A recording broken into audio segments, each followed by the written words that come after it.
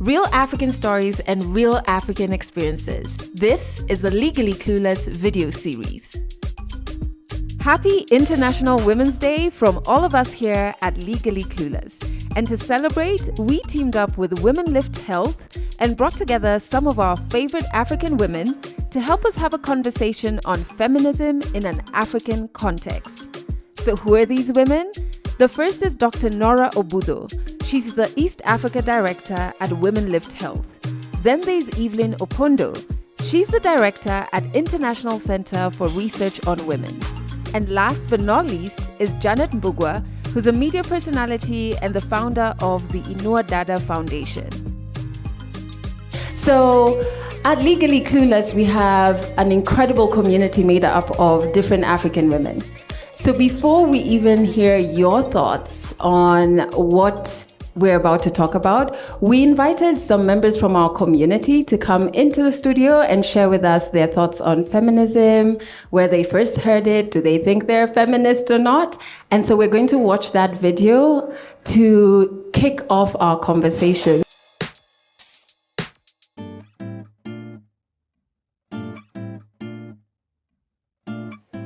Feminism is the belief and action towards ensuring that women have equal opportunities in society as men, irrespective of the field. The fight for equal rights between both genders.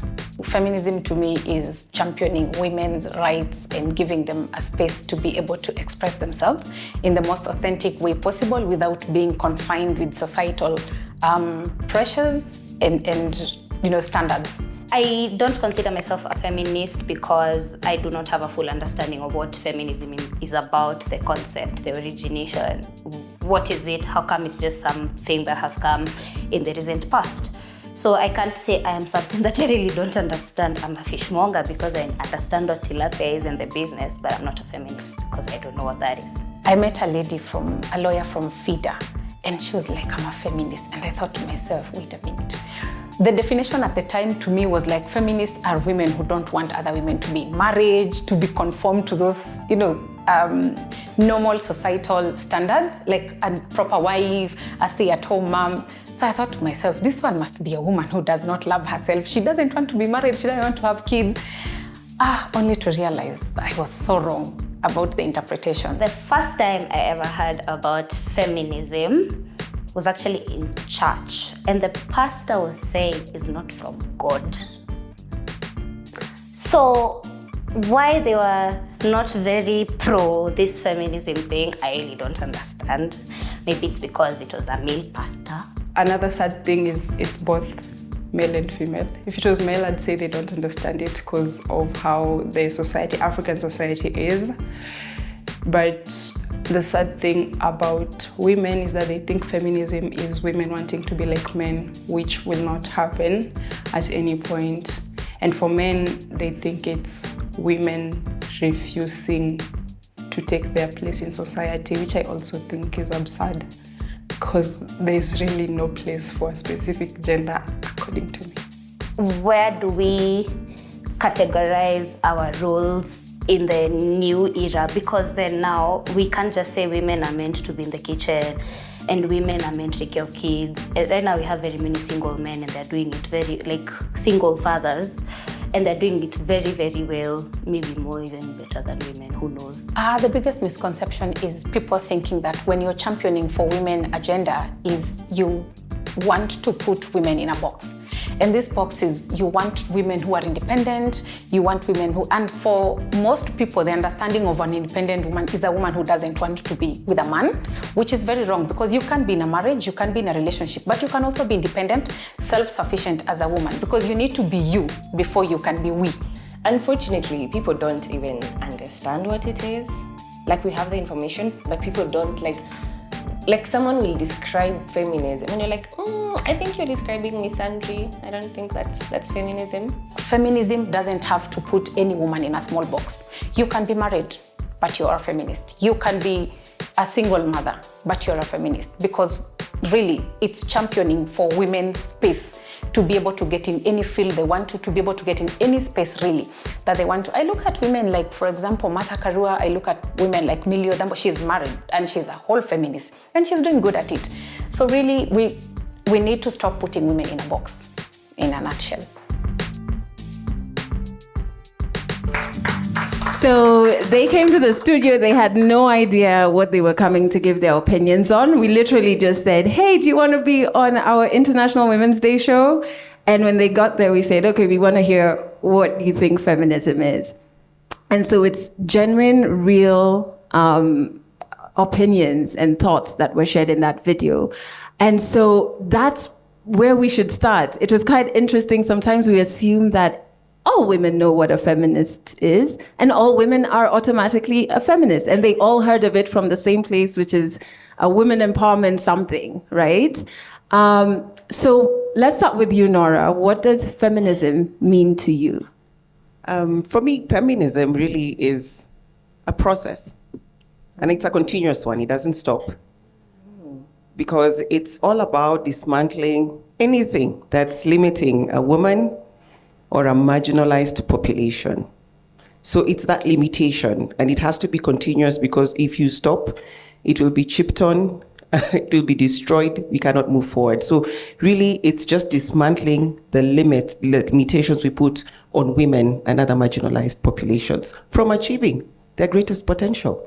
Yeah. I really like that in terms of dismantling and having it ongoing, because I have caught myself, because of growing up in a patriarchal society, thinking something that's limiting, even for myself, and being like, where's that thought from, you know? So you have to continuously be checking, even on a personal level, and I love that. Evelyne, what is feminism to you? Feminism to me is about our collective efforts, again, to looking at this, the systemic structures that make it difficult for us to achieve a level of equality, equal opportunities, equal rights, and respect. And so feminism isn't just about women. Men could be feminist if they are also about a fair playing field, which a number of men really are about. So this myth that feminists are these women who hate men, that's just a myth. Yeah, I think that came out in the video, and being in media, you must have been told that. When you champion women's rights, it's like, you just hate men. It's like, where did I say that? What is feminism for you, and has being in media changed that definition over time? I think so. It's great to be here, first of all. I almost want to say it's like a cross between the two, because I have found myself in an era of self-auditing and self-checking. I don't know whether it's too much. Sometimes I go down a rabbit hole. I'm like, catch yourself so that you don't get lost. But that's also with regards to feminism, because I've always believed, maybe initially I believed it was about equality for women and girls to have the same access and opportunities, which I think is great. Over time, I hold strong to the belief that it's about everybody having access, but understanding that there's still a huge majority and chunk of women and girls who still need to be lifted alongside. And then raising sons and talking to them about, when I'm trying to talk to them about what they see around them and how they stand up for people, I try to say to them, it's about everyone having access. It's about everyone still having the opportunity. So if they'll say, oh my gosh, that's a woman rally driver on TV, I'll say, yeah, because anyone can be a rally driver. If my younger one likes to dance and he's like, is dance for boys or is it for girls? Because in school, a lot of the girls dance. I say, no, it's for everyone. And so I think raising them is giving me a new definition. And I think it's a truth. It's everyone should, if they want to, and not really have to face any barriers. So that's kind of where I'm straddling what feminism is to me. And it feels true. It feels honest. It's everyone having access. I don't know whether it denies how women and girls play into it. I'm still trying to figure that out. I like what Norah said. It's like an ongoing process, so it will evolve. And I like that there's a different element in terms of motherhood and raising specifically boys that's making you confront. Okay, maybe I need to expand my definition of feminism this way. When you almost want to say the F word when you are talking about feminism, not the other one, like F for feminism, right? And the reason sometimes it can even get scary to, in a room, say, I'm a feminist, or online say, I'm a feminist, is because it's polarizing. That's just the truth. Whether it's polarizing because of misunderstanding, you get a target on your back. Once you say, I'm a feminist, like, okay, it's on. I just want to hear from you. Maybe we could start with you, Janet, and bring it back this side. Why do you think it is so polarizing? Because when you think about for everyone, rights for every woman and girl, you would think that, yeah, that makes sense to everyone. It shouldn't be polarizing. Mm-hmm. I think it's to do with power and privilege, and it's not to throw those words around, but when you really look at it, the attention or focus on lifting women and girls is an affront to the power that some people feel that they're losing. And then I think it spiraled. It really did. We were talking earlier in the room, you said something very interesting about, male content creators and maybe just messaging that started holding a truth that may not be true.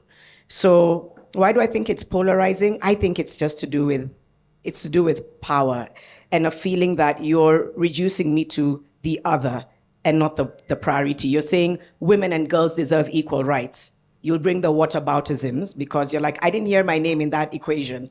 I didn't hear my gender in that equation, so you're locking me out. It's like, no, everyone deserves equal rights.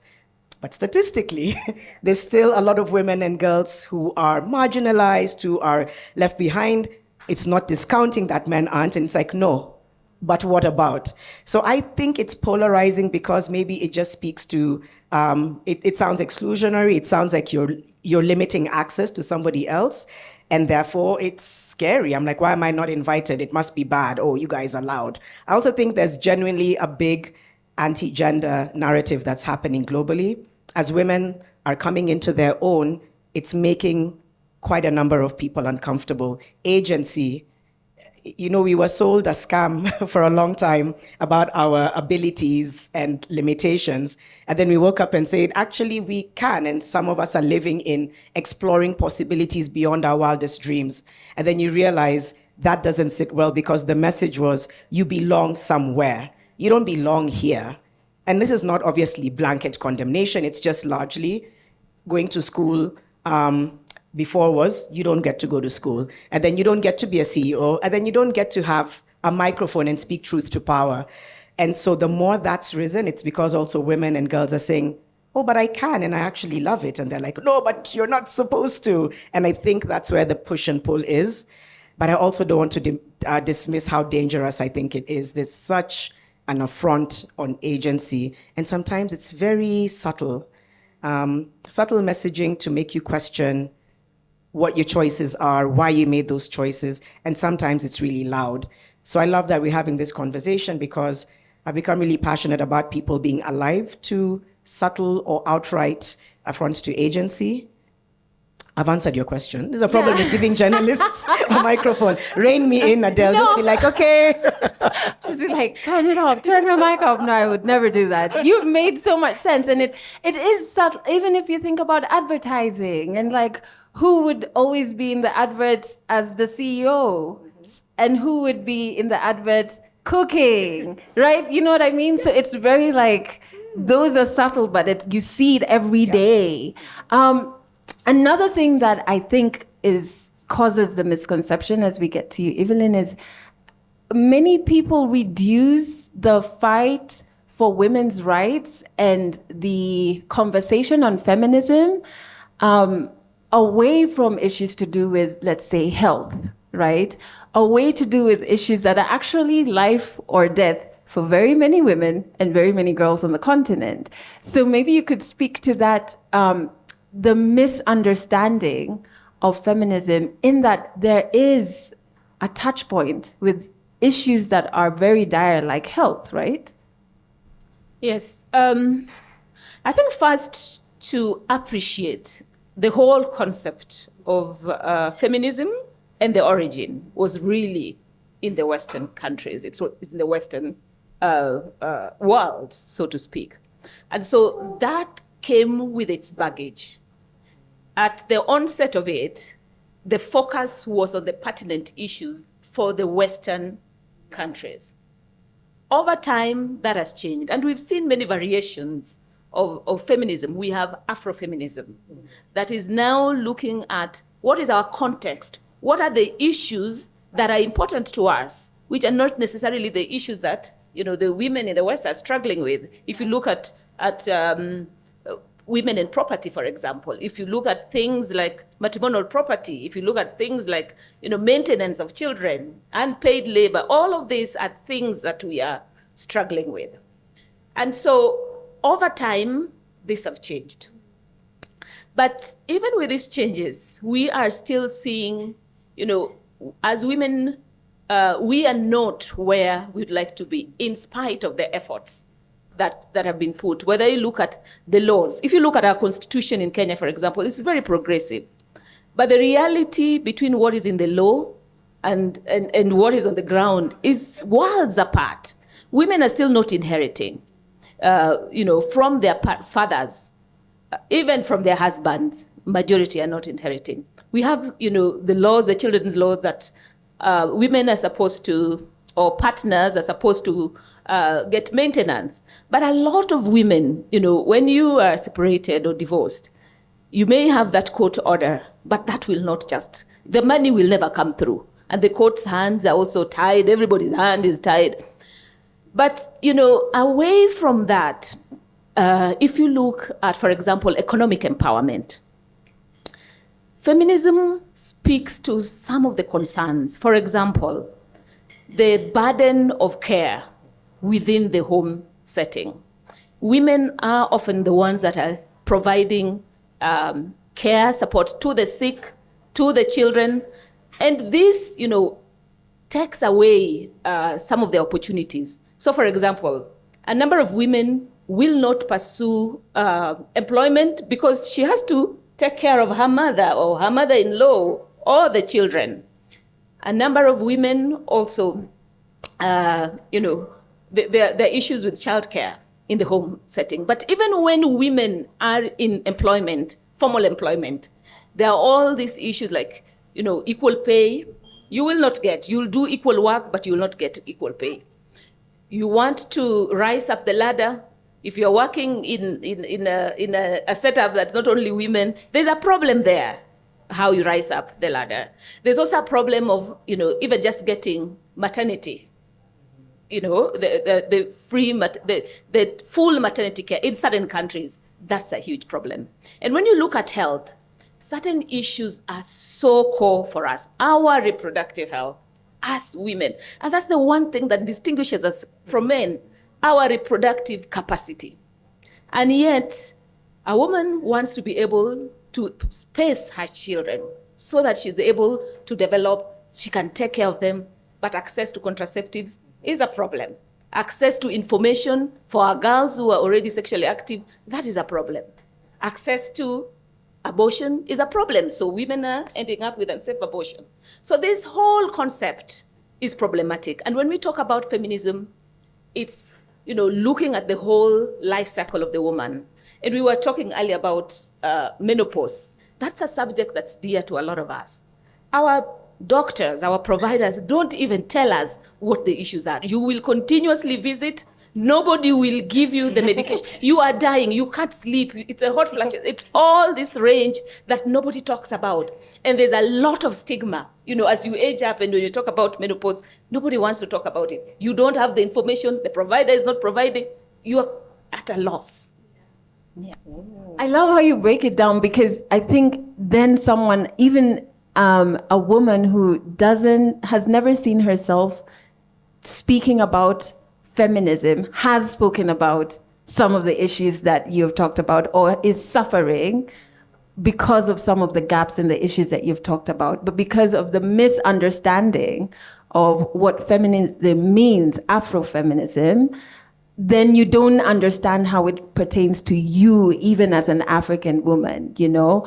And so for our in-house audience and for those who are listening, or if you're watching this, just drop a comment and let us know what feminism, now that you've heard all that we've talked about, what it means to you now, and maybe some misconceptions you had about it before.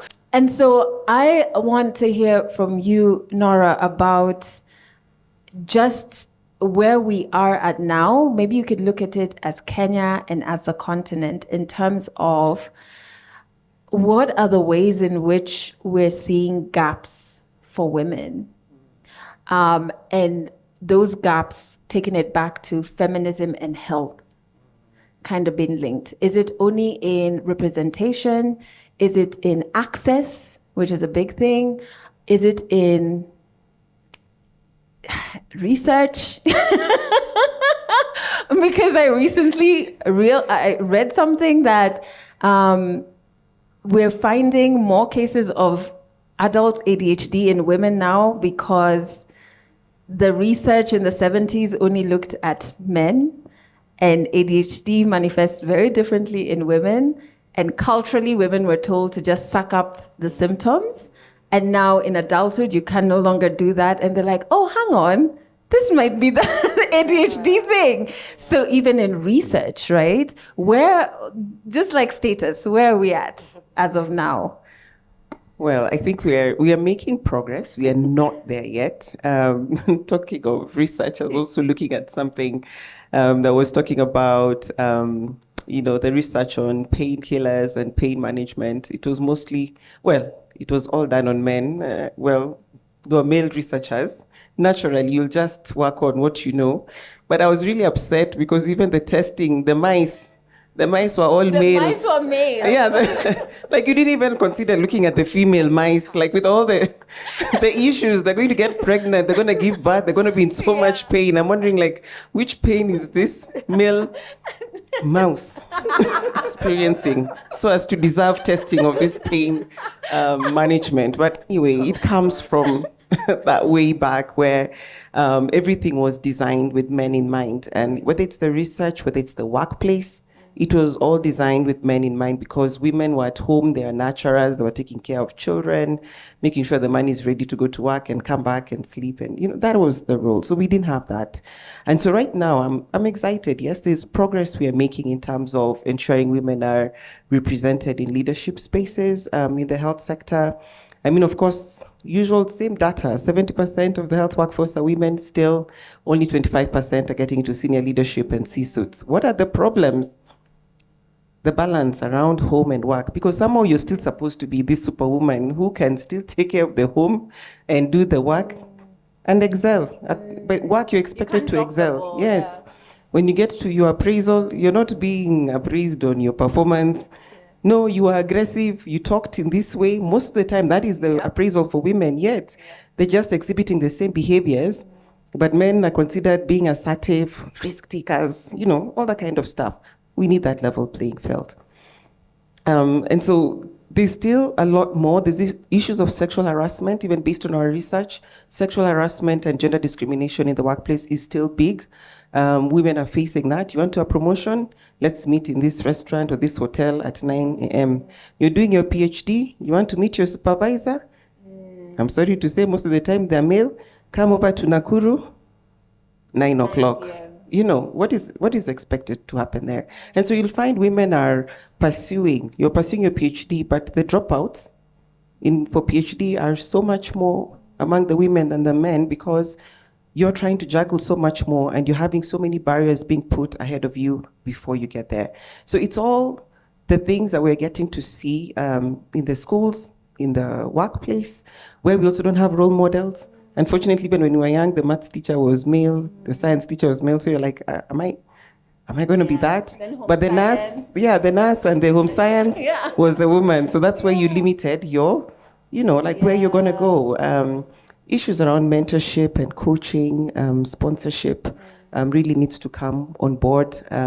Women also supporting women is a thing. having male allies, similarly senior women allies, because we also find senior women who had not a very good experience getting where they were, do not know any other way. So they just feel like you gotta go through exactly the pain that I went through to get to this space. But we can be better. We can make a better space for all of us. So I think those are the things that are challenging us in the space. We are making progress, but there's still definitely work to be done. But allyship still comes through societal constructs that we need to deconstruct. That is where the work is, because right now it's all about mind shift. And changing that and trying to do it in adulthood will not work. It has to start in the home. It has to start in the churches. It has to continue on in our education systems, in our families, homes. It's a continuous process. Otherwise, we're not going to make it. But that continuous process, even on a personal level, it never ends. It never ends. Still on misconceptions, there's this other thing that you could not get me to tweet it just now, because that means, again, guns blazing, you're polarizing people. Feminist leadership. Because I know there's many people who'll see it as a threat, or like, now you want to take over. So as you go into kind of the spaces where feminism and health have contact, maybe you can also tell us more about feminist leadership. Yeah. All right, let me talk about this polarization. And I think I want to just take it back home. Even for women, it starts from the uterus, as far as I'm concerned. When you're pregnant, the expectation, boy or girl. And even us, we like, the first one needs to be a boy. Why? And it starts that process of, privilege. Like if it's a boy, you have held the home. In fact, we say umeshika, so to speak, if you have boys. If you have girls, you're looked at in a way like, no, you're not there. If you're not even giving birth, woman, there's a problem. When there's infertility, it's always woman in question. It's never that the man will be checked on sperm motility. It's the woman who goes through the whole process of why are you causing no pregnancy in this family. And I've had so many friends who've gone through that, only to realize that it was the man who had a problem, and it never gets there. And even the family, it's always like, we had it's the man, but let's keep it comfortable. It's the woman who had the problem, and this is the issue. And this labels start very early, and such that when a woman is presenting herself, she's presenting herself as a problem. When I had a conversation with my son and a neighbor friend there, and I was sitting with my husband was working diligently on his laptop. And then they asked, like, what are you doing? I'm like, no, we're just having a conversation. And they're like, women are the problem. And I'm like, what do you mean women are the problem? Like, it's the woman who caused Adam to eat the apple. And I was asking, but young man, didn't Adam have his own head? Could he not think? Weren't they given the same instruction? Why is it just on Eve that was the problem? And they're like, but you can see right now, Dad is working and you're just chatting. But then I also say these things also start from the church or wherever we are, and how people are interpreting things. It may not have been the way we wanted to look at it, but it's the male who's Jesus, the male who's God, that the male, and the woman is always the one who was the problem. Most of the time they're the ones who are the problem. But these are the things that we might need to deconstruct at the social, cultural, and religious levels, so that we're not looking at, go to church and say that feminism is evil. It is not from God. Equal opportunity is just fair.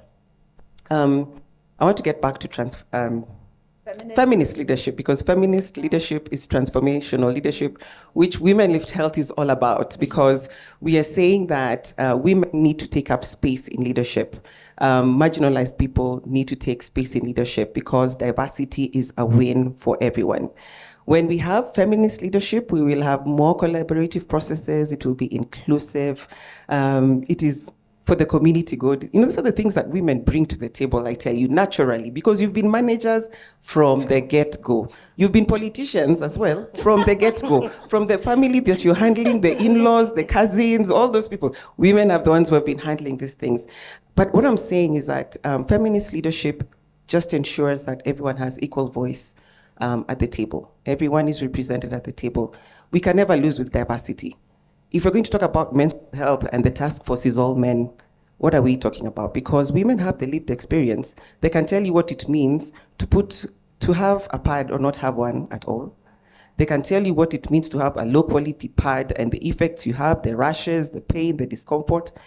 They will tell you all that. You will do that in your programming. You will ensure that there's funding or financing for pads, for young girls, for women, if they're at the table. You will not program for perimenopause or menopause or even painful menses for women in the workplace if women are not there to tell you what they're experiencing. They need flexible working environments. Or the insurance will not cover your family planning. Why should they not? Why should they not cover your perimenopausal and menopausal care? Why is that something that's put on the side? Because who are we having in leadership in insurance?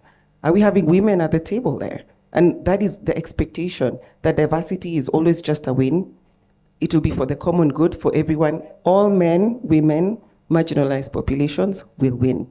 So for me, feminist leadership is all transformational, inclusive, collaborative. And I think if I could just also add to what Norah has said, when I think about feminist leadership, also it's the recognition of the role that women play in the society. So, for example, if you look at the care, the burden of unpaid care, and the fact that women are always taking care of people in the home, in the society. So, feminist leadership will require that you give women flexible time, that you acknowledge these roles that women play, these other roles that they must play in the family. So, give them flexible time, but also something like care. When you are advertising or interviewing for a particular position, that's a skill set. You bring empathy, as opposed to somebody who's never taken care of anybody. So women bring this soft. We call them soft, but are they really soft? They're really hard skills that we should begin to embrace in the workplace. And then finally, looking globally. A lot of women in really high positions who've broken the ceiling have ended up resigning. If you look, I think it's the New Zealand Prime Minister, for example. And when women just said, it was enough, I didn't have any more fuel in my tank. And so recognizing all of these roles that women play and appreciating that, you don't have to balance 1,000,001 things. You don't have to be good at everything. And now we are seeing a lot of co-leadership. And that's feminist leadership, co-leadership, having somebody else who's taking this part of it and you take this other part, because you don't have to be the superhero that's doing everything. Yeah, I like that. And just to even rein in on the point, a couple of episodes ago, a couple of seasons ago, we had Chef Okore sharing her story. And I remember she spoke about leading the push for African women to have quality and affordable sanitary pads. And she said during that time, she was in many rooms where they were talking about period poverty. And some of the things she was learning from men is that they were men who believed we all get periods at the same time of the month as women. And it would be so scary if you are on a task force, because if you think about it, when we are talking about our reproductive health in primary school or high school, the boys are sent out, right? And then you get leadership that doesn't have any women making decisions for something they have had little to no understanding of, right? So, about making important decisions like deeming sanitary products a luxury product when it's not, right? And so when you brought up the pads, I was like, yes, you can't make decisions, especially when you don't even have the information to begin with. And I love the thought around co-leadership. I've never heard of that before, but I don't know if I'm the only one who's tired of having that pressure of, as a woman, like you have to do this juggling act and do it well and handle everything. It's like, hey, no, right? One thing I want to do is maybe Wambari could help me have a mic. I'm going to break the rules and just have the mic in the audience, because I want to hear, when was the first time you acknowledged that you are a feminist? On a personal level, when was that moment? And did you know that was what was happening? Mm-hmm. I think I've been a feminist all my life, unknowingly. And the family I grew up in, there was no other way for me to turn out, because the women were at the forefront. So even when people say women are not leaders, it's so confusing to me, because I'm like, my mom and her two sisters were the eldest, were very loud, and made the decisions, and then their brothers executed. Meetings, even with my grandfather, were with the women. And then the men were told, now we have decided, ABC, now go and do, right? And I had different examples of women who had no limitation, right? They could say, okay, I don't like this, I'm out. At a time where that wasn't very common. And so for me, I think when I look back, I don't remember a time where I was not a feminist, right? So first we'll hear from someone in the audience. If the microphone, does anybody want to share when they acknowledge that they're a feminist? You can just like wave your hand when it clicked that either I'm a feminist or I have been a feminist and I just haven't used that word. Thank you, Adele. So I feel, and also listening to a lot of the stories, knowing, yourself, Janet, and hearing your story, I think it's how you're brought up. So like you said, Adele, you don't really realize it until it hits you. And I think it has a lot to do with our upbringing. It's what you said is like, it's the influences, the external influences. A lot of us go to different religious spaces and we're told God is male, etc. But if from home you have a different sort of train of thought and there is no difference between your brothers and yourself as a woman, then you begin to question it as you go out into the world. So I didn't realize that I'm a feminist until the term became maybe popular. And that's when I could say, oh, that's what I am, because I do believe in equality. However, I still couldn't step into that because there was a fear around it, right? And despite me being very outspoken for all of my media career, and there still wasn't a fit to being a feminist, because I believed, because I didn't do my research, being a feminist meant that I hated men. And I was like, but I don't hate men. But now I've understood, because again, we're not taught these things in school. And I think we should be. What is a feminist? It's about equality. And why shouldn't we be equal? And there is a lot of push for the difference, even when we talk about going through menopause, or we're going through adolescence, or whatever it is, it's always women are lesser.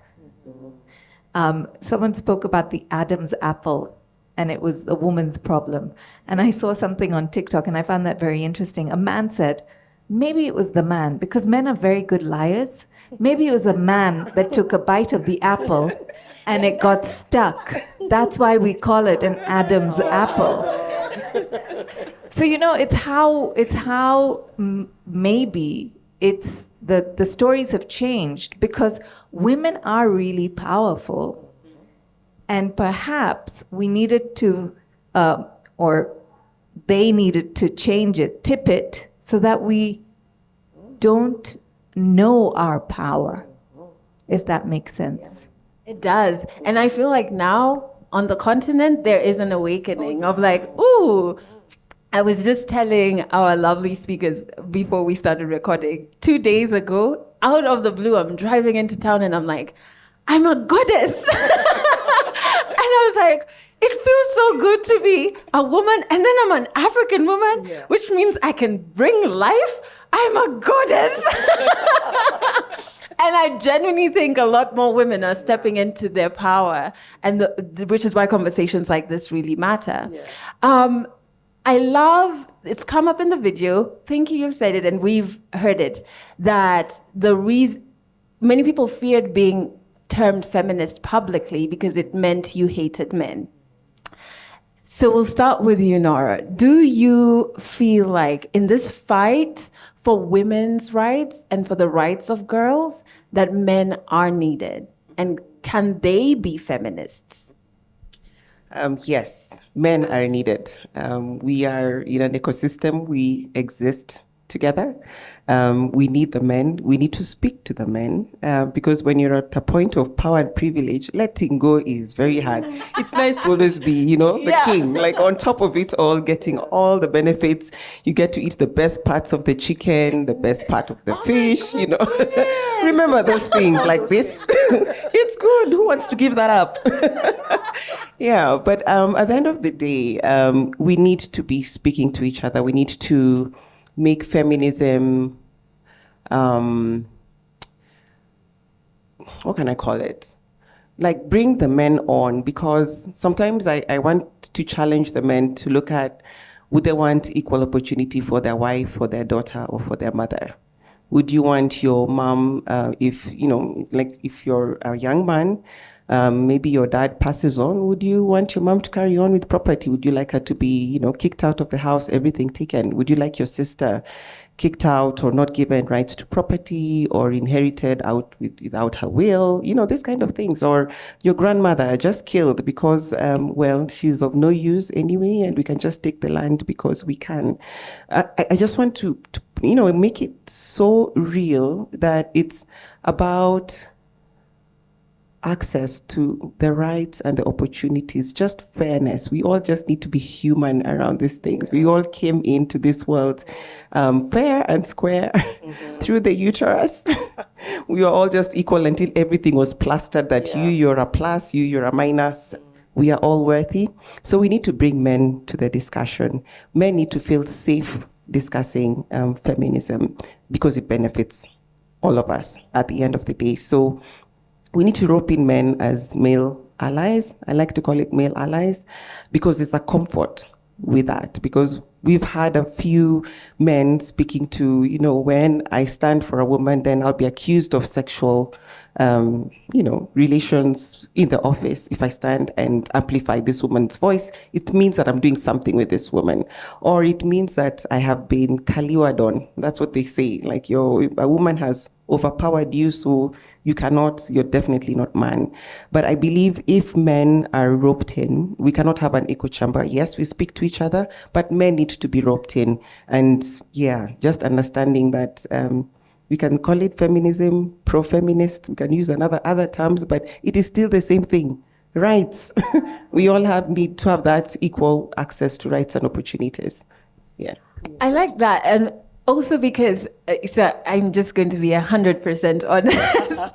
When I joined X or Twitter, right, it was such a wonderful space for feminists on the continent to connect and learn about what were they doing in South Africa to end GBV. I remember Ghana and just learning what has worked there. Okay, fine, let's also try implement it this side. Or even terminology, I remember a lot of Kenyan feminists even teaching me terminology and what does this mean, etc. Obviously, it is not the same space anymore. But at that time, I did a lot of work of educating men who didn't understand. And I realized what's difficult, and I had to extend grace to myself, is that it started to feel like I am teaching you how to see me as a human. And then I didn't know how not to take that personally. Because I'm like, oh my God, you don't see me as a human. And then I have to do, so it became very difficult. However, I do understand the importance of that, right? And the importance of, we'll get to strategy, of knowing how do we fill in the educating, right? Because then even the male allies need to be armed with the education that might be foreign to them because they've never walked that path, right? So I completely agree with you. I just wish we had more online spaces that allowed for that, because we don't anymore, you know? There was a time we did a lot with educating. I want to bring in Evelyne and Janet, still on this, having men as feminists. What are your thoughts on that, keeping in mind it's a patriarchal society? So what Norah is saying, a man in an office will stand up for a woman or the women who don't have access to certain things, and he'll be accused of, oh, it's just because you want A, B, C, D from them. What are kind of like the challenges that keep men away from even touching the feminist term? They're just like, yeah, we understand the rights thing, but just do you. I want to first start by acknowledging that there are a number of men that fight for women's rights and opportunities. And in Kenya, if I could just name a few, Dr. Gitahi of AMREF has been in panels where it's only men and they're talking about women or less, and he's walked out. Yeah. That's a show of solidarity. Yeah. We have Professor Suru. We have many people who actually stand up for women. So I think I just want to take this moment to appreciate what they're doing. They may not call themselves feminists, but the goal is the same that we are working to. Now, coming to your question, what is it that makes it difficult for men to identify as feminists? I think one, it's the misconception around what feminism is about. It's the stigma that comes from the society. And, you know, like Norah was saying, you know, you don't want to be seen as though women are sitting over you or, you know, umekaliwa, so to speak. Yeah, so men wants to always show that they, you know, they're macho and all of that. I think it's really possible for us to work with men if there is an understanding that this is about a just society. It's not about women ruling over men or being more powerful or taking away from men, but it can be a win-win society, a win-win situation for all of us. And I like the example that Norah gave. I think more often when we give examples of, would you want this to happen to your daughter or to your mother or maybe your sister, then the answer is no. But when you say, oh, about your wife, then that's a different answer. Like, they really don't care about the wife. So a wife is also somebody else's sister, somebody else's, you know. So looking at women in totality, while also trying to balance the whole power, giving away power, is very, very, it's so hard. It's so hard to It give hit power. me with the example of the chicken. I was like, that's the one I was like, you're speaking to me. Yeah, it's very difficult. I agree with you. Janet, I know you have like thoughts on male allies and or meninists. I like that. Whatever we call it, it's about the rights. I think I've also been in the space. I think I started a little bit maybe naive, and I'm like, oh, I know we're all in this together. Then over time is when I started to see, when you asked, when did you realize you're a feminist? I remember it was when we ran the story called Periods of Shame, and I was in the newsroom, and a lot of us female journalists, it really struck us. You were like, this is when you know you're privileged, because you didn't know that there's people who don't have access to sanitary products. And then when I started to talk about it, just to mainstream and keep the conversation going, because the feedback was massive, and it was genuinely, a lot of us were just baffled at the fact that there's girls using goat hide and chicken feathers. We were like, in which Kenya? And so later, they were like, oh, you do advocacy. I'm like, I didn't know that's what it's called. Oh, you're a feminist. I didn't know that's what it's called. Much to Pinky, I didn't know that's what it was that I could not keep quiet. It's never stopped, just kind of talking about it. But I do think, I thought a lot of us were on the same page, men and women. And then over time, you realize there are maybe women who were raised within a certain space where they have so much internalized patriarchy that they don't know any different. That was also a shocker. I'm like, you don't think that I spoke to a woman, for example, who had undergone FGM, and this was so shocking because we were all doing a panel, and then she came up to me and said, "It's so wild how you guys talk about us as if we don't enjoy. I heard you talk about the fact that it's so hard for childbirth and it's terrible for sex. You don't know that. I've gone through it and I'm fine." So maybe she was saying that because she has drank the Kool-Aid. But it was just jarring to know that there's women who truly believe you're coming from my culture and my identity and you don't deserve to, because she was quite upset about it. And I was like, I don't think anybody wanted to take it personally. We just feel that this isn't something that girls and women should go through. And she says, but it's not your lived experience. So that's what started to show me, okay, we're not all on the same page. And then that's why I'm saying I constantly self-audit. I was speaking to a girl who was 17 in the height of COVID, when there's a lot of issues around teen pregnancy. And she says, it's wild how you don't think that some of us plan this for our lives. She was 17 and 6 months pregnant. And I said, okay, tell me more. Because I was there saying, how are you feeling? It must be so hard. I think she was lying for the camera. She's like, come, I sidebar you.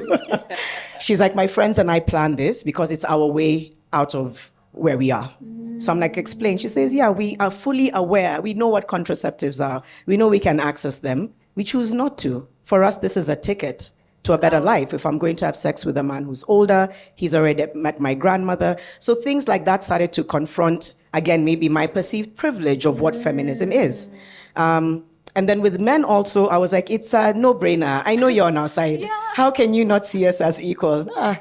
And then perhaps even being in a relationship where for the longest time it's like your shine is stifled. It's like I don't get to be Mr. So-and-so. Yeah. So things like that begin to show you, we have a very different understanding of what it means to hold each other in equal regard.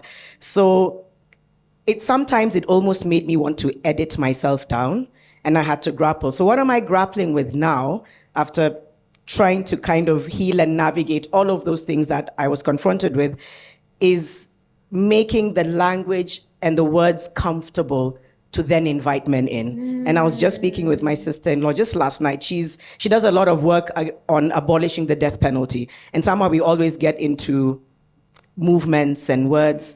And she was saying, yeah, like in France, she's French and Spanish. In France, there's a lot of people who are shying away from women's rights movements because the terms just don't sit right. I'm like, terms like what? Patriarchy, misogyny. But I'm like, but that's what it is. Yeah. I said, well, as long as you say it that way, people just feel like you're excluding them. Like, then what do you want us to say? So I was trying to understand where she's coming from, but I grapple with it. It's like the same thing you said. I have to teach you how to see me. So I'm trying to hold space for those two truths, to say, okay, misogyny, patriarchy makes you shut down. You've already abused me, insulted me, and put me in a box with all other men, and I'm not bad. And we say, but we know you're not all bad, but these are things that exist. Why is there child marriage, FGM? It's got a lot of issues around culture, but the gatekeepers of those communities are men a lot of the time. But also women are cutters. Yes, they are. But who is their superior there?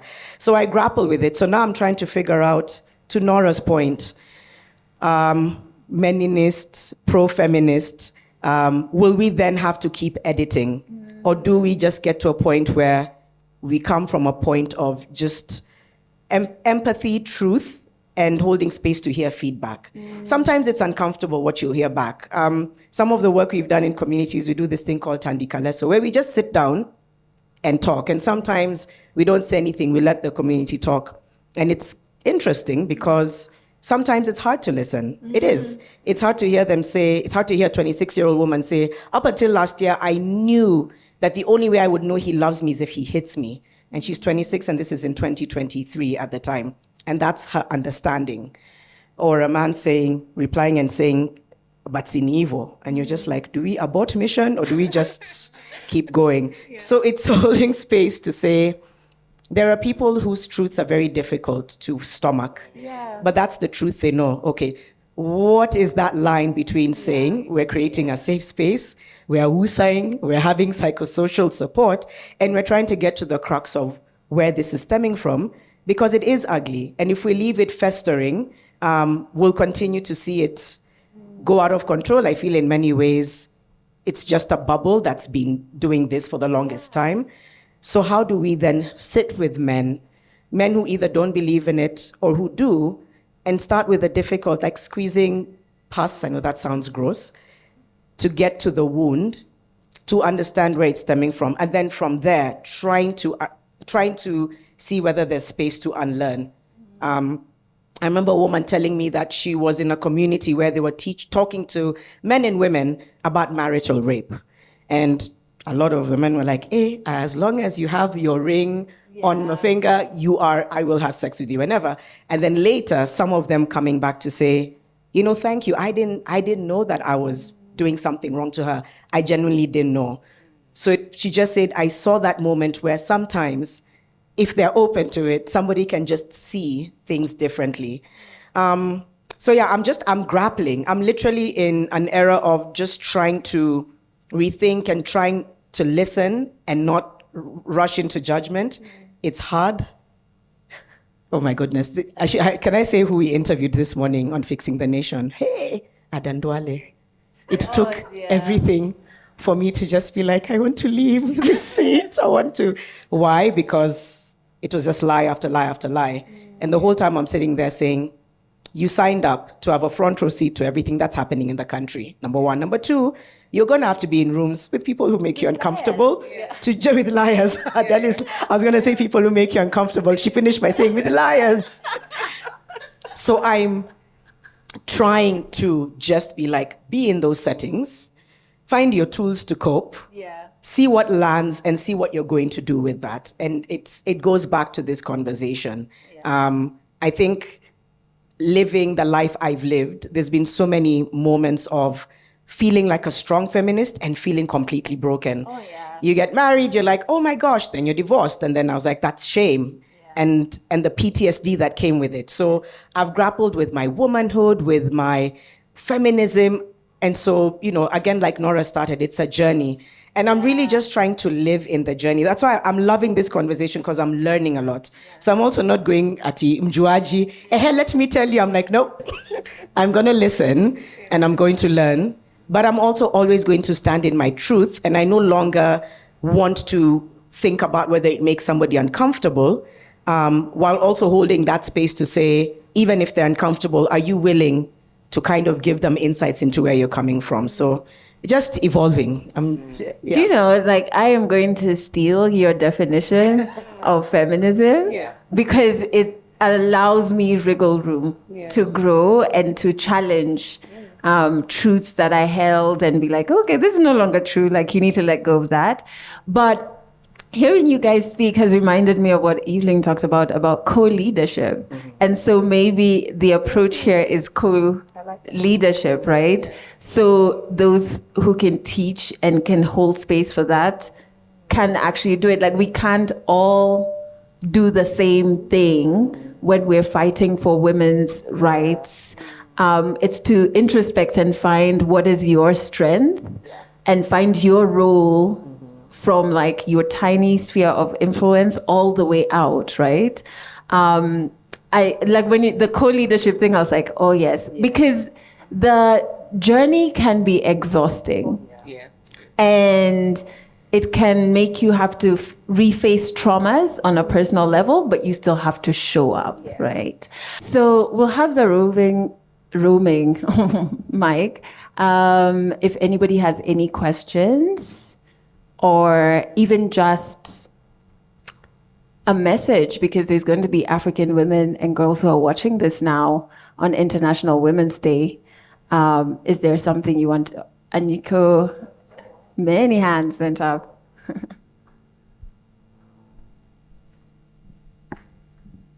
Hello, thank you so much for this conversation. It's very empowering. My question to you as women who are very conscious, especially in matters pertaining feminism, where do you think, or how do you think it became that there were some females who were toxic when it comes to feminism? Because I was thinking about the question Adele asked, when did you realize you're a feminist? And I think that's the time I realized I was a feminist, because I was like, this is not who I am. And they are making me be ashamed of who I am, because being a feminist is not attacking males or just being like negative and toxic. And the truth is, there are still those type of feminists. So I'm wondering, like, where are they from, or what is confusing them, and how can we navigate conversations, especially online, when we are in the same room and we're supposed to be the same team, but I feel like we are not, because this is not about negativity and hating another gender, but it's actually about equality and a just society, like you said. Thank you. That is such a good question. Do you want to answer all at once, or I think it would be nice to have an answer and then we'll take the next question. So who wants to jump in for that? I'll attempt. I think it comes to, one of the things could be down to expression. Feminists and people who push for rights express themselves differently. And I think I'm answering part of the question, I'm still formulating. I think feminist activists who really broke down a lot of the mold so that a lot of us could, they say you walk so that somebody can run. And some of the time it was really vocal and powerful. And I think it was words that shook people. And I think it was easy to then say, these people are harmful and loud and abrasive and aggressive. And you all want to be like that? Is that what feminist is? She's toxic. Without realizing, number one, it's okay, anger is not a sin. It's okay for me to have been angry and express something. But number two, it's also denying the fact that feminists express themselves in so many different ways, in their art, in just how they show up as a mom.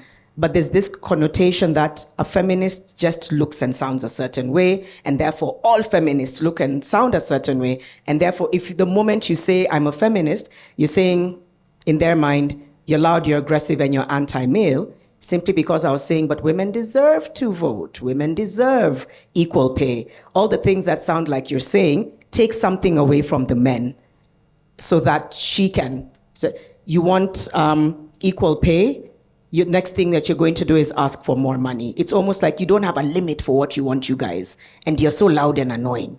Number one, it's okay if I'm loud. It's okay for me to express myself the way I feel is important.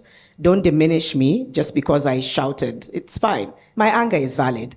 But at the same time, don't undermine the fact that we express ourselves in so many different ways. I had to make that piece, by the way, not too long ago. I was like, yeah, sometimes I'm fired up. Sometimes feminism is also radical self-love. Sometimes it's saying something. Sometimes it's posting it. Sometimes it's joining a panel with Adele and Norah and Evelyne. There's so many different ways to express a message. I think that connotation is because it's just been pigeonholed. And pigeonholing is easy because it makes it easy for you to use an example that gains momentum and popularity and be like, that's the bad egg. You want to be a bad egg? Be like that chick. And then now, the bullies are always so loud. By the way, I think, remember there's a time you said we need to, what did you say? When we were having the first meeting when we met, about how we need to mobilize like a war. No, when it comes out. It comes out. It comes out in passion. I'll try to summarize so that the others can answer. Sorry, I don't mean to take time, but somewhere along the way, you talked about it very well just now. You said Twitter, when it started, was an amazing space. And then somewhere along the way, the bullies got really loud. Yeah. And sometimes I'm like, Aki, why are we not mobilizing not to bully back? But somewhere along the way, they found gaps, like what Anyiko has said. A lot of people say that and think that, and they capitalized. And then they completely co-opted the movement and said, if you're a feminist, you're toxic, you're annoying, nobody loves you. And that becomes the narrative because the bullies are really loud. Part of pushing for rights is by silencing the bullies. That's what we need to figure out is how do you get louder? Because right now they're having the time of their lives, from the Andrew Tates to all the senators who are just like, you can't talk about periods anymore. It's a law now. They're having the time of their lives. So how can we silence the bullies? Yeah. Sorry, yeah. Evelyne, did you want to jump in for this? Yes, I want to agree with Janet. And one, first, to recognize that there are many variations of feminism. And whereas some feminists may prioritize certain things in our context or in the context in which you're working, those may not be priorities for you. And it's okay for you to say that in my context, this is what I want to prioritize. And those are non-issues for me right now, because I want food on the table. I want, decent life and living and things like that.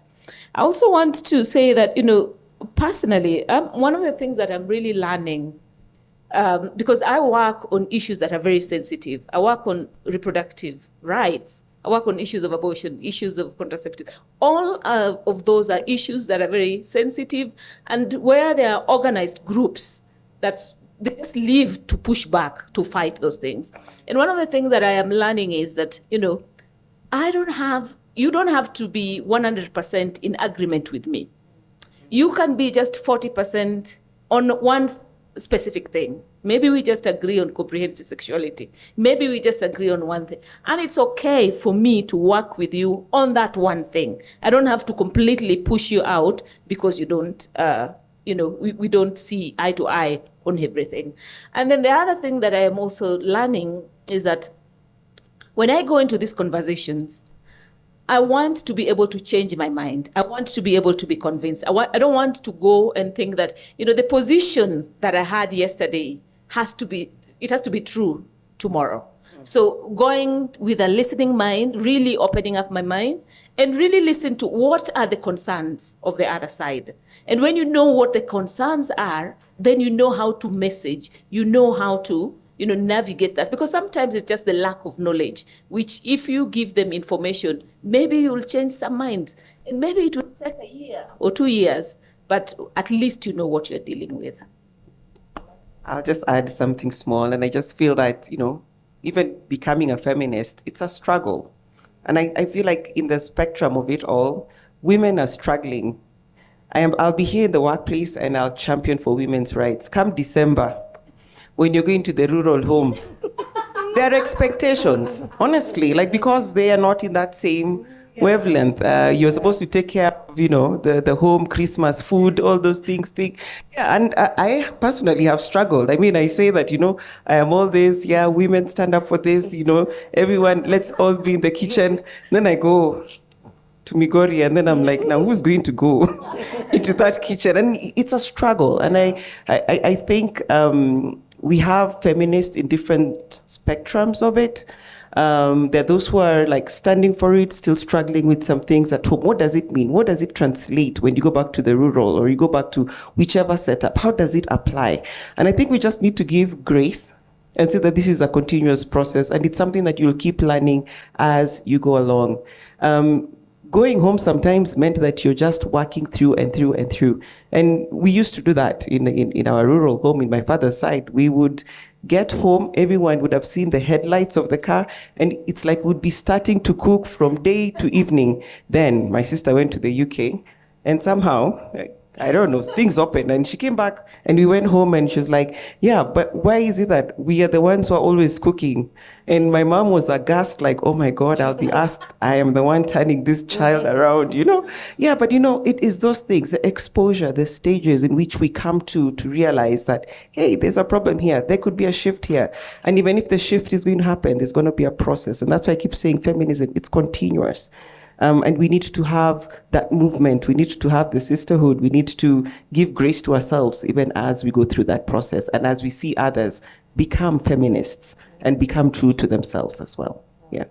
I just really love these answers because I was very angry for a huge part of my feminist journey. And when the anger issued, I was like, hang on, what does that mean? I still want a champion. And I was looking at my life and I'm like, we've not finished the work. So where's that anger? Can you come back right now? But I realized, and I remember there was a time we spoke and I said, no, now I'm moving from love. And I had to understand that it's important to give grace to yourself. And as African women, it's important to feel anger. Literally, my doctor wrote it on my prescription, get angry more often. And would ask, hey, how many? She was like, if you need to break plates, break them. But I need you to get this anger out. And so maybe it's sometimes I've found myself feeling discomfort when there's angry, when we're fighting for women's rights and someone shows anger, but sometimes I've had to be like, oh, maybe it's because we were just never allowed. And so now I'm like, hey, Norah, can you? You know? So there can, and I still think I'm quite the feminist now, but there's a lot more love that's leading and a lot less anger. So I love your, like, it can change, and then it's just continuous and having, like, holding grace for yourself and others. That's just so wonderful. I saw the micro. Oh, okay. Thank you. Dr. Masika, I'm one of the WomenLift Health recent graduates. And I like the question that you asked about when is the first time you realize you're a feminist. And just thinking about it, for a very long time, I didn't want to associate myself with the word, feminism, with the movement, and that got me thinking, because I'm a thinker, and why do I not want to associate myself with something that should be positive? And at the end of it, I realized it's because the feminism that is socialized, that is marketed, and like Evelyne said, it's a concept that originated from the West. And I would ask all of you, can you say feminism in your language, in your tribe? Do we have it? Because the concept itself is very foreign for the African context, but it doesn't mean it didn't exist. Was Africa hopeless before feminism as a concept was brought into Africa? And I keep saying, when you think about feminism, we need to think about pre-colonial Africa, colonial Africa, and post-colonial. So most of the conversation really focuses on post-colonial Africa without looking back at those periods that really shaped Africa to what Africa is. And Africa is a very unique continent because we were colonized twice, more than any other continent in the world, and meaning our ideologies, our values, our culture, our community perspective has been really shaped by very many different things. But then, like I said, was Africa hopeless before the term feminism was craved out? No.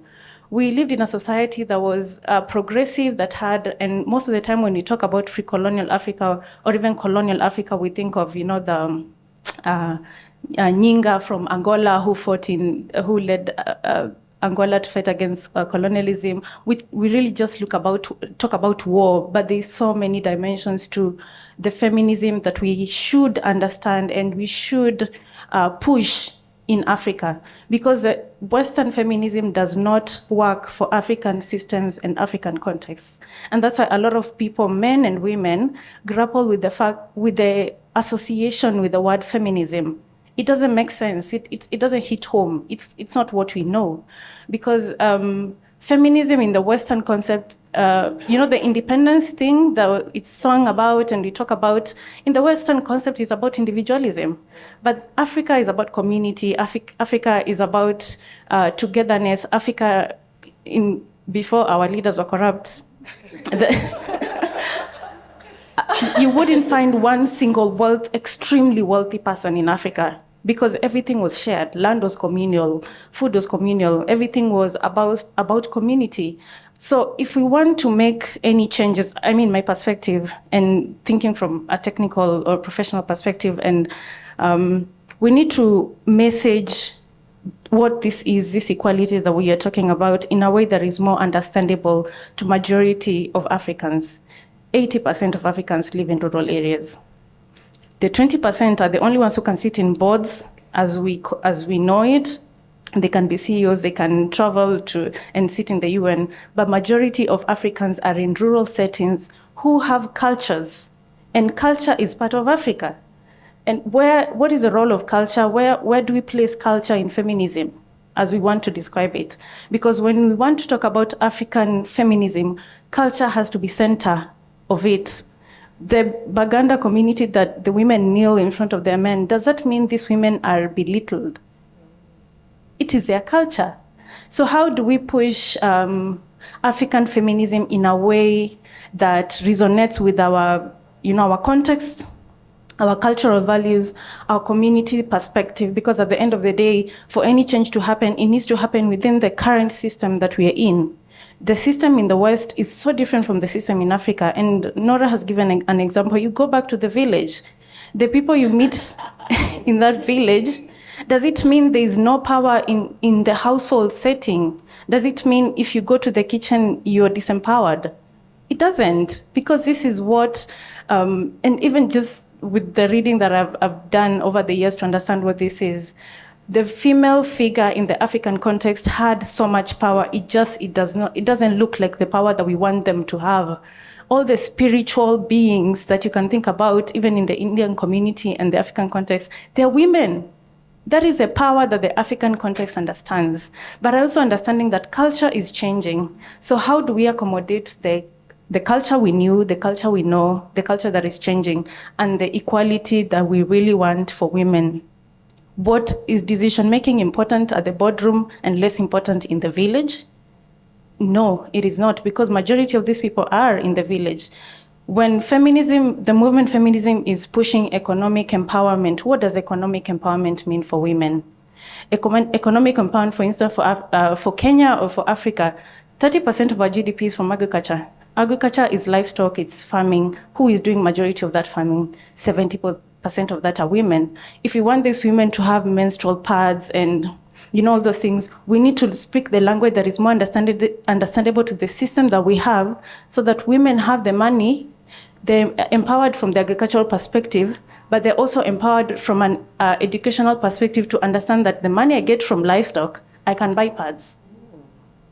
So this language, when you go to parliament and talk about pads, I know it's been talked about, very few men who are in this system will want to listen to you. But when you go to parliament and talk about agriculture and livestock that is empowering 70% of the women in the village, they will listen to you because there's an indirect, and to you this should be a win. This is an indirect benefit to the women that you're fighting for, to the equality that you're fighting for.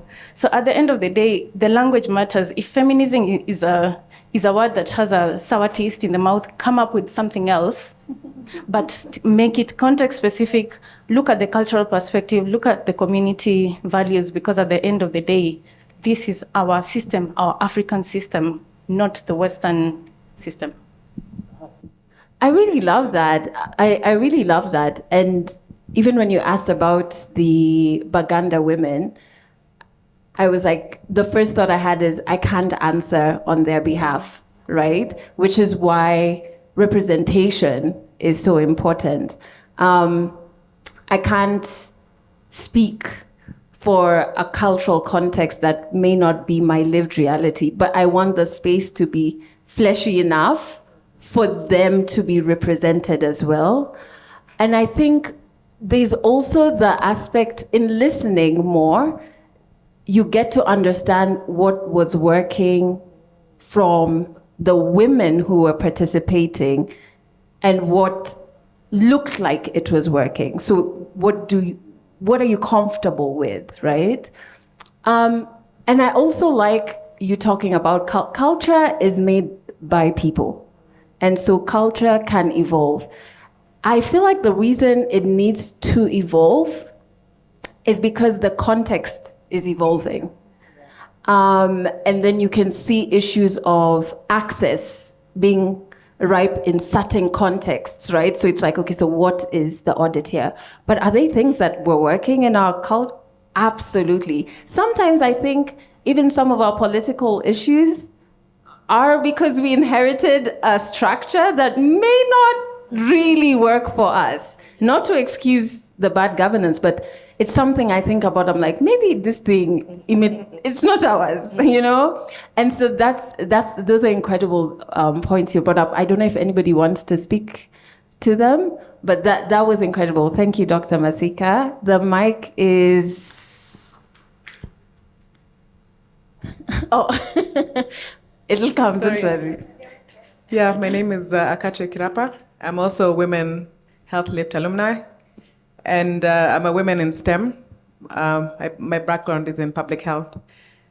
So I think as you've also discussed this, I can speak to the marginalized populations because as much as we've talked about, I believe it's over 90% of Kenyans are literate. We know that many girls also still do not have access to education. And I think all of us here, we've all agreed, I think we're all educated. I'd be curious to hear reflections from Evelyne on what recommendations would you give, or what have you seen from the data for some of these marginalized girls, especially people with disabilities, and also the ones in the more marginalized areas in Kenya? I think that's something that we probably don't discuss enough. Yeah, thank you. Thank you so much. The mic can be moving as Evelyne, do you want a second? Or you... No, Okay. I can speak to that.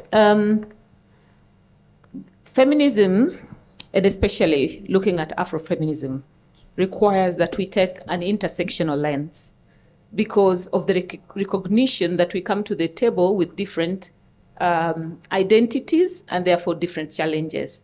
And we need to look at, for example, whether it's persons living with a disability, people, marginalized communities, and all of those things.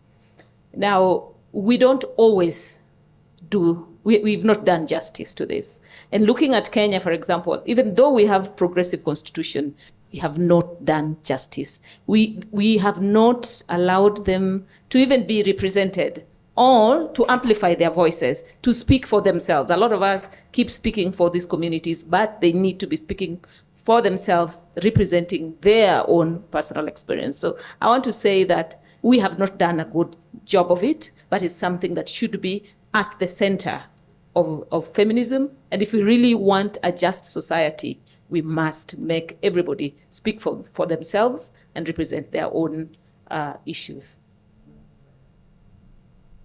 Yeah, I think that's very important. And to listen more, right? And to listen more. I think sometimes we go even back to your point, Dr. Masika, we tailor-make the solution in the boardroom and we lift it and we take it to, and it's like, you should listen to communities because they actually know what solutions look like, I'm trying to trace the microphone. Okay. Hi, I am Dushi. I'm loving this conversation, first of all. There's so many snippets of pieces that have been said of what I want to ask or bring a conversation around. When you spoke about feminism being a journey, it made me think of the fact that in the 70s is when a woman could get a bank card without a man. Just the other day, the 70s is not Kitambo. It's not, you might think 30 years ago is the 70s, it's not, but it's still just the other day. It's not that long ago, right? Conversations around inheritance of land, women being able to inherit from fathers is still a conversation currently ongoing, where you'll go home and your father will say things like, this is my son's home, but you're the firstborn girl. And you're like, excuse me? So it's a journey of where we are moving to. When you are speaking to different women in different spaces and having to also remove yourself from how you're feeling to listen to a woman's situation. When you spoke about toxic femininity, now that's what I want to bring it to. Sometimes when we speaking about feminism, the call is coming from inside the house. Because you'll find that women began attacking women and calling it feminism. In that, a woman will say, I think you should serve a man when he's your man. You're like, that doesn't seem very feminist to me. So where is the connotation that feminism is not serving or feminism is not this? They became this idea of what it was supposed to be. And I think when Janet was speaking about the fact that when a fight was being had in the initial stages, there was anger. And fully understandable. When you're breaking glass ceilings, sometimes you have to be punching it because it's not going to crack because you hit it with your finger. You have to punch it, which is fully understandable. But now, in the context of where we are at this day and age, we have a conversation happening on social media called "Pick Me, Pick Misha," which is where a lot of because it's young girl conversations that are being had. When a person who does not live in the feminism that you believe in, but is more I don't even know how to define it really. She's maybe pro-traditional femininity. She's a pick-misha. She's a pick-me. And yes, there are some women who will advocate for very incendiary statements that men make, especially sometimes men with microphones, that will make statements that are against women, that are actually misogynistic statements, and women will support that. But sometimes when you said that it's based on where a woman is from, when a woman comes and tells you, FGM is not that bad, you're coming to speak about our truth. To her, it has been fed into her for time immemorial. So that's her reality. So when I say the call is coming from inside the house, we have to also remind ourselves that when I'm speaking to a woman whose her lived experience is different from mine, I also have the responsibility of speaking to her with the kindness of educating her. Her experience can be, she might think that if a woman comes and says that, I want to stay home, like even when we speak about women staying home and taking care of children, it's very recent that it became something that we all, even women, salute. Because we'd be like, but a woman is a woman who's a CEO. We are out here trying to do all these things. But the woman who's being a teacher, a mother, a nurse, all day, from morning to evening, is still a vital woman in society, isn't it? So I feel like that conversation also, especially in a space where, Dad, you're going to broadcast this and people are going to have this conversation. When you're behind that laptop and a woman is speaking something out there into the internet sphere, that we might be also hold space for these women, right? And not be that a woman has to be a particular thing to be a feminist. I think it's supposed to be inclusive, and we need to be inclusive from inside the house. Yeah. I like that the call is coming from inside the house. Yeah, because also it's choice, eh? Yeah. Because something, maybe cooking for your family or for the people you love or person you love brings you joy, But I think for it's choice, right? And access. And also introspecting, because there are a lot of things that we think are our choice, and when you sit back, you're like, for example, having kids. I, for the longest time, thought there was no choice of 0. So I used to say 1. Because I'm like, I guess, because I've not heard anybody say 0, And then with time, I literally had to introspect, Adele, why? And I love kids. But every time I see someone on the motherhood journey, I think, yes, I want to support you, but in my head, the first word is nope. No, I don't want it. But I'd still say 1. And so I love that. I think what I'm also getting is that the kindness we have to extend not only to ourselves, but to others. And that will help people introspect, women introspect and find their form of feminism. That's choice. Yeah, choice with knowledge. Exactly. Yes, we have a question. First question. Male ally. Meninists, pro-feminists, many tags. Exactly, yeah. Good evening, everyone. My name is Liberty, and I work with WomenLift Health. And Kenya is predominantly a very patriarchal society, and Africa at large. And it has been so tough for feminism, as we are defining it, to survive. And we've seen scenarios where women leaders have taken on a masculine power, to be able to contend, at the workplace and in the marketplace. One of my favorite politicians, Honorable Millie Mabona, she's not apologetic about it. She fights for her space. And in these conversations about allyship and feminism, and I really love Evelyne's pointers on intersectionality of both. How can women leaders specifically tap into their feminine inherent energy, in driving forward a force, that we can reckon with, in putting together systems and channels to make sure that feminism survives without the need to tap into the masculine energy and take power and position by force. How can we, as allies and as women leaders, really utilize inherent feminine energy to take space? Okay. Who wants to? Okay, I have some thoughts, but who wants to? I think there are very many women who you would term feminine behind the scenes, holding the front liner up. And what I've found from a lot of, I don't know if it was Norah or Evelyne who spoke about soft skills, soft power, soft skills.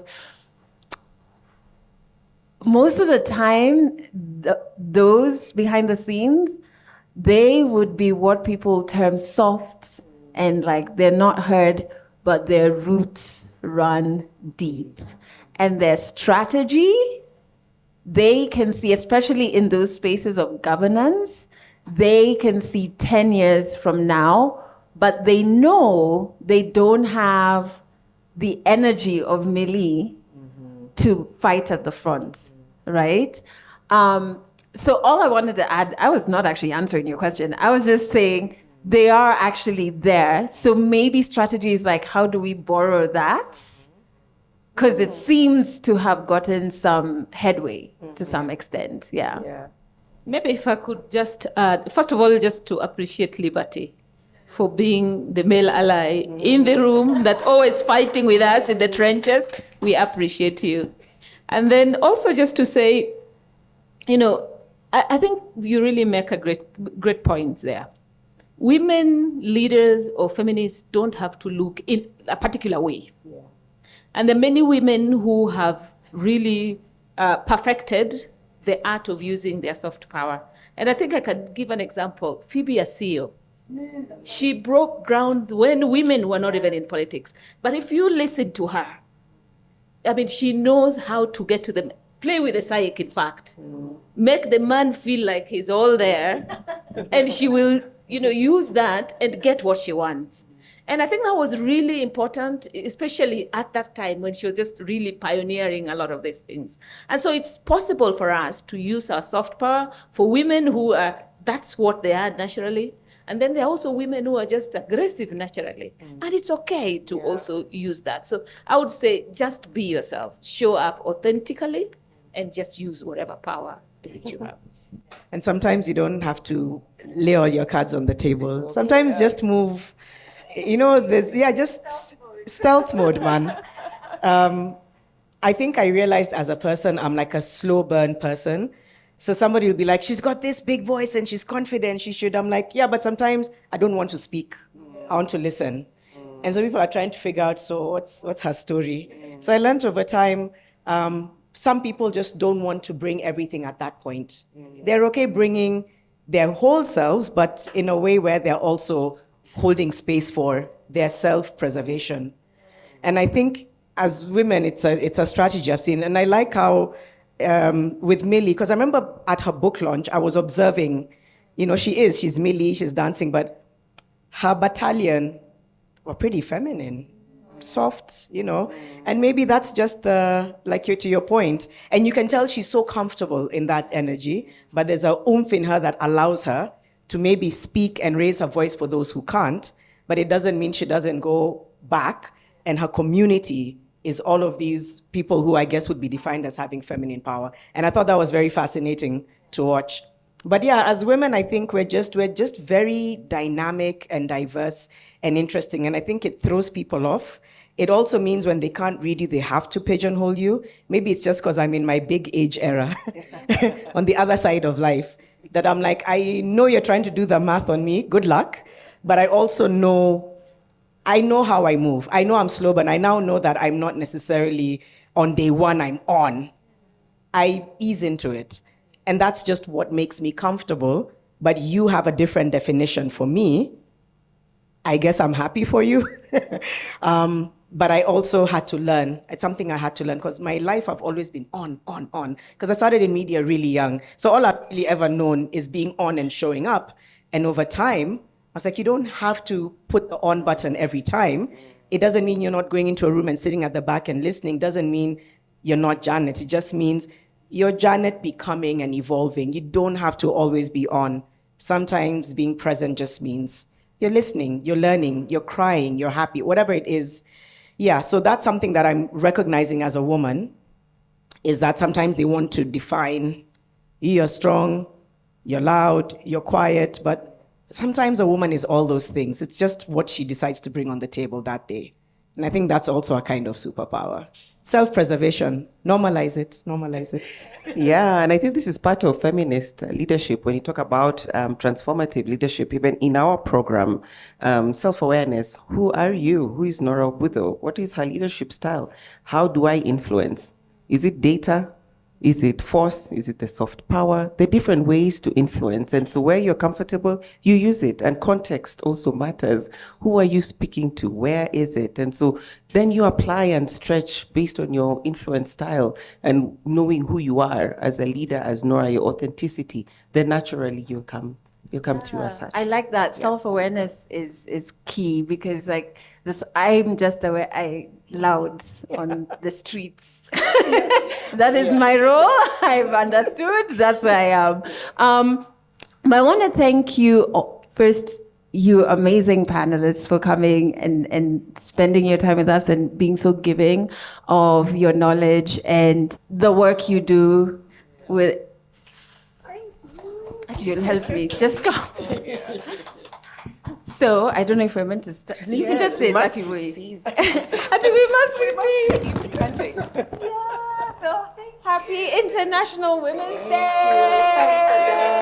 Like, you're welcome. You're welcome. Thank you so much. And for the work you do. That was the last thing I was going to say. For the work you do, in the moments it doesn't feel like you're making any impact or it's like you're hitting your head against a wall, please always remember that the work you do matters, even in the moments when it's like almost depleting you, right? And then thank you to all of you wonderful people who came, our pro-feminists, and we'll talk about the term menace, ally, or liberty. Thank you so much for coming and being so open with your opinions. And I think this was a space where all types of Afrofeminism was allowed to exist. Like there was no wrong, which is just so wonderful. And lastly, thank you to you for watching or listening to this episode of Legally Clueless. Happy International Women's Day, first and foremost. And for more resources, if you're trying to understand feminism, or you want to join the Legally Clueless family, or you want to understand more of what WomenLift Health do, you can check out the description, and there's a lot of resources for you to read up on then. Thanks for watching the episode. Thanks for watching this episode. Remember, you can catch new Legally Clueless video episodes every Friday and new audio episodes every Monday.